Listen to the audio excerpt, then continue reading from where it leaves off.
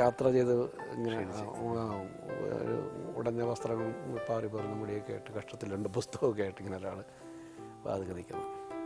അങ്ങനെ വിളിച്ചിരുത്തി സംസാരിച്ച് അപ്പം പുള്ളിയുടെ മുമ്പിൽ കയ്യിലൊരു പുസ്തകം ഉണ്ടല്ലോ, അത് ടേബിളിലോട്ട് വെച്ചു. അപ്പോൾ ഈ ടേബിളിൽ വെച്ച പുസ്തകം എന്തെങ്കിലും യുക്തിവാദ സംബന്ധമായിട്ട് എന്തൊരു പുസ്തകമാണ്. അപ്പം ഞാൻ വിചാരിച്ചു ഇയാൾ എന്നെ ഒന്ന് ഇമ്പ്രസ് ചെയ്യാൻ വേണ്ടിയിട്ടായിരിക്കും ഈ പുസ്തകമൊക്കെ വെച്ചിരിക്കുന്നതൊക്കെ വിചാരിച്ചിട്ട് ഞാൻ ഇച്ചിരി ഒന്ന് ഒരു കരുതലോടെയാണ് ഇരുന്നത്. പക്ഷെ സംസാരിച്ച് തുടങ്ങിയപ്പോഴത്തേക്ക് ആൾ വളരെ ജെന്യുവനാണെന്നും വളരെ സിൻസിയറാണ്. 3 കഥ ആ സമയത്ത് പറഞ്ഞു എൻ്റെ അടുത്ത്. ആ സമയത്താണ് മമ്മൂട്ടി എൻ്റെ അടുത്ത് എന്നെ വിളിച്ചിട്ട് പറഞ്ഞു 2 പേര് ഇതിൻ്റെ അടുത്ത് ഒരു കഥ പറയും, ഞാൻ ആ കഥ കേട്ടു, നമുക്കത് ചെയ്യാം എന്ന് പറഞ്ഞ് 2 ചെറുപ്പക്കാരെ പറഞ്ഞയക്കുന്നു. അപ്പോൾ ആ സമയത്താണ് നന്ദകുമാർ എന്ന് പറയുന്ന പുള്ളി ആലപ്പുഴക്കാരനാണ്. നമ്മളെ പരിചയം മുന്നേ എനിക്ക് ആലപ്പുഴക്കാരൻ നിലയിൽ പരിചയമുള്ള ആളാണ്. എസ് കുമാറാണ് നന്ദനെയും കുട്ടി എൻ്റെ അടുത്ത് വരികയും ഇങ്ങനെ നന്ദനൊരു സിനിമ ചെയ്യണമെന്നൊക്കെ പറഞ്ഞ് വരുന്നത്. അങ്ങനെ അതുമായിട്ട് പ്രൊസീഡ് ചെയ്യുന്നു. നന്ദൻ അതിന് വേണ്ടിയിട്ടുള്ള കാര്യങ്ങളായിട്ട് മൂവ് ചെയ്യുന്നു. അത്യാവശ്യം അതിന് ആ കഥയ്ക്ക് വേണ്ട ആർട്ടിസ്റ്റുകളൊക്കെ ബുക്ക് ചെയ്യുന്നു. അങ്ങനെയാണ് സരിത, അങ്ങനെ 3-4 ആർട്ടിസ്റ്റുകളെ മമ്മൂട്ടി ഉൾപ്പെടെയുള്ള ആൾക്കാർക്ക് അഡ്വാൻസൊക്കെ കൊടുക്കുന്നു. പക്ഷേ ഈ കഥ അങ്ങോട്ട് മുന്നോട്ട് പോയില്ല, ശരിയാകാതെ വന്നു. പെട്ടെന്ന് ഞാൻ പറഞ്ഞു, ഒരാൾ എൻ്റെ അടുത്ത് ഒരു മാസം മുമ്പ് ഒരു കഥ പറയാൻ വന്നിട്ടുണ്ട്, നമുക്ക് അയാളെ ഒന്ന് തപ്പിയാലോ.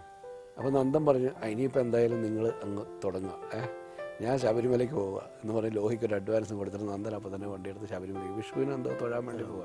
അങ്ങനെ ഞങ്ങൾ അവിടെ കൂടുകയാണ്. അപ്പോൾ നമ്മൾ ലോഹിയുടെ വിശേഷങ്ങൾ കൂടുതൽ പറയുന്നതിന് മുമ്പ് ഈ നന്ദകുമാർ എന്ന് പറയുന്ന ലോഹിയെ സിനിമയിലേക്ക് സിബിയെ പോലെ കൂട്ടിക്കൊണ്ടുവന്ന വ്യക്തിയുണ്ടല്ലോ, തനിയാവർത്തനത്തിൻ്റെ പ്രൊഡ്യൂസർ, അദ്ദേഹം ഇവിടെ വന്നിട്ടുണ്ട്. നമുക്ക് അദ്ദേഹത്തെ ഇങ്ങോട്ട് ക്ഷണിക്കാം. അടുത്തതായി ഈ വേദിയിലേക്ക് സ്വാഗതം ചെയ്യാം തനിയാവർത്തനത്തിൻ്റെ നിർമ്മാതാവ് ശ്രീ നന്ദകുമാർ.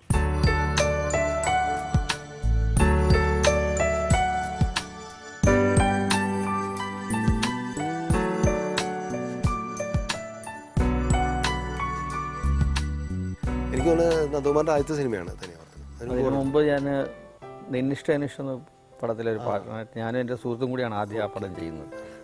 പക്ഷെ നന്ദനയുടെ ബാനറിൽ നിർമ്മിക്കുന്ന ആദ്യത്തെ ചിത്രം ഞാനും സുബിയും കൂടി. ലോഹി അന്ന് ഫസ്റ്റ് കണ്ടു. അപ്പോൾ കണ്ട ഉടനെ തന്നെ അന്ന് തന്നെ അഡ്വാൻസ് കൊടുത്തിട്ട് ശബരിമലക്ക് പോയി എന്ന് പറഞ്ഞു. അങ്ങനെ ഒരു വിശ്വാസം തോന്നുന്നത് എന്താ കാരണം ലോഹിയെ?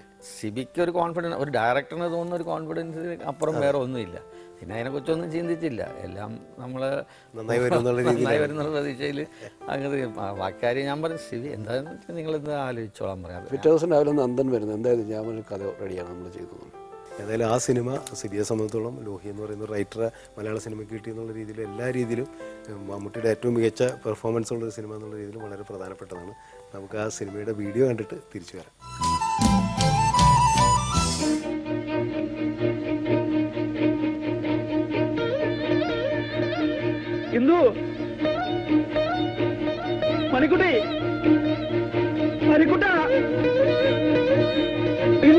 ശബ്ദം ഉണ്ടാക്കരുത്, ഓടാപ്പുറത്ത്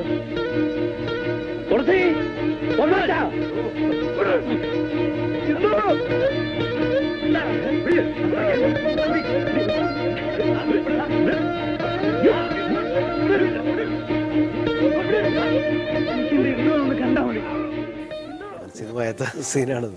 അല്ല, അങ്ങനത്തെ ഒരുപാട് സീൻ ആ സിനിമയിലുണ്ട്. ഈ മലയാള സിനിമയ്ക്ക് കയ്യൊപ്പുണ്ടാക്കി തന്ന ചില സിനിമകളുടെ നിമിത്തമാകാൻ കഴിയുന്ന പലപ്പോഴും ഇങ്ങനെയുള്ള നിർമ്മാതാക്കളാണ്, ഒറ്റപ്പെട്ട നിർമ്മാതാക്കളാണ് അല്ലേ. ഒരുപക്ഷെ വലിയ ബാനറോ അല്ലെങ്കിൽ ആ സിനിമയിൽ വലിയ നിർമ്മാതാവ് എന്നുള്ള രീതിയിൽ അങ്ങനെയൊന്നും കൊട്ടിഘോഷിക്കപ്പെടാത്ത ആൾക്കാരാണ് മികച്ച സിനിമകൾ മലയാളത്തിൽ ഉണ്ടാക്കി തന്നിട്ടുള്ളത്. ആ കാര്യത്തിൽ നന്ദകുമാറിനെ ഞാൻ അഭിനന്ദിക്കുകയാണ്. ഏതായാലും വളരെ സന്തോഷമുണ്ട് ഈ സമാഗമത്തിൽ വന്നതിൽ.